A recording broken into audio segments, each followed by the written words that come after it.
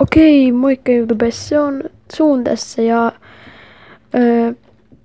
tänään me tehdään top 5 kuolleet maat, mitkä on suomalaisia. Ja nyt te varmaan niin kuin sanotte, että mä matkin, jos jotkut on nähnyt jo Paul Placen videon, että mä matkin sitä, mutta tää videoidea oli myös mulla. Ja mä en oo varma, varastiks Paul Place tän videoidean multa, tai saiko sen niinku ite, mutta käykää toki katsomassa Paul Placen kanava. Linkki löytyy descriptionista ja se on varmaan, menkää kattoo videon jälkeen se. Mutta ennen tätä videoa mä haluan sanoa, että mä ostan yhden Rakoskarf giveawayn, eli ihan perusosallistumiset, eli tilatkaa mun kanava, diketkää tästä videosta, kommentoikaa Grove ID ja sit tää sun maa, missä on donation box tai joku tämmönen, mihin voi donata itemeitä. Mut varmaan aloitettais tää maa. Eli tänään mä kerron teille top 5 kuolleet maat, mitkä on niinku suomalaisia. Ja ekana meillä on tämmönen nimi nimeltä Suomi-baari. Mennään sinne. Eli tää Suomi-baari oli joskus ihan vitsin tunnettu maa. Tää oli ihan sairaasti tyyppejä aina. Ja mä pistän tähän näytölle nyt jotain kuvia, mitä on siitä ajasta, kun Suomi-baari oli kuuluisa. Jos niitä löytyy, okei. Jos ei tullut mitään, niin niitä ei löytynyt. Ja niin, tää maa on vähän sotkunen ja tän omistaa vissiin kuhastaja, mutta mun mielestä Nerfman.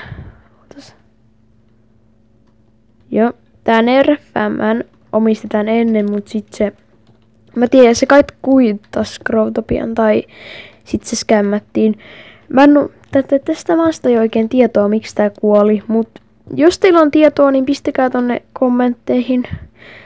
Ja mennään. Okei. Nyt meillä on seuraavana Suomi-trade. Mennään sinne. Eli no te varmaan näette, että täällä on niinku tyyppejä ihan sairaasti ja tää on ihan sairaankuuluisa maa, mutta täällä on yksi semmonen ongelma, että joskus tää oli ihan vitsin kuuluisa maa, että oli kaikkia rikkaita pelaajia koko ajan. Tai semmosia niinku kuuluisia pelaajia, ne hengäsi täällä koko ajan. Mut niin, kuten näette, ne on ihan täynnä tätä vihreätä juttua. Ne tulee vissiin jostain eventeistä, että mä en oo ihan varma. Ja tää oli tosi kuuluisa, mut niin. Sitten tää on vaan lähtenyt, rikkaat ei oo enää jaksanut olla täällä. Ja niin kuin näette, täällä on tossa niin 75 overallit, joten ne on ihan vitsin hyvät. Ja mennään takas tähän mun top 5 maahan. Ignoratkaa tää nimi, please. Tää on ihan outo. Seuraavaksi meillä on Rakkaus. No tää on semmonen niinkun, tää kuoli vasta niinkun aika joskus jouluna varmaan. Olisiko ollut vähän ennen. Joskus syksyllä. Niin kuten te näette, tää world on inaccessible, eli tänne ei voi mennä, koska syynä on se, että se owner Geb tai se oli saanut aiemmalle käyttäjälle bännit, koska se oli ollut tän vissiin Amateursin vai Unknovin. Mä en muista kumman, mutta niitten molempien hyvä kaveri. Ja sit se oli saanut niiltä paljon kamaa myös. Se Geb oli niinku tienannut häkkäreiltä kamaa, niin sai siksi bännit. Sitten teki uuden käyttäjän ja osti tän Rakkausmaan. Mut sitten saatiin niinku kiinni, että se oli Geb, jolla oli jo valmiiksi bännit, niin se bännättiin uudelleen. Ja samalla tämä maa bännättiin, koska tästä maasta oli silleen, että niinku, tätä maata ei bännätty heti, kun Geb bännättiin. Mutta täällä maalla oli linkkejä, missä oli linkit tähän Gebin uuteen maahan. Tai johonkin tämmöiseen, niin sitten tämä maa niinku nuketettiin tai tälleen. Mut mennään takas tähän. Ja meillä on seuraavana, toisena, meillä on Suomi-aloitus. Tää on niinku yksi mun lempimaista ikinä. Ja mennäänpä sinne nyt. Suomi-aloitus. Kuten te näette, tää on niinku 63 overallit, okei. Ihan vitsin hyvät. Ja tää oli joskus tosi kuuluisa maa, että esim. Tässä on video, NYT nyt.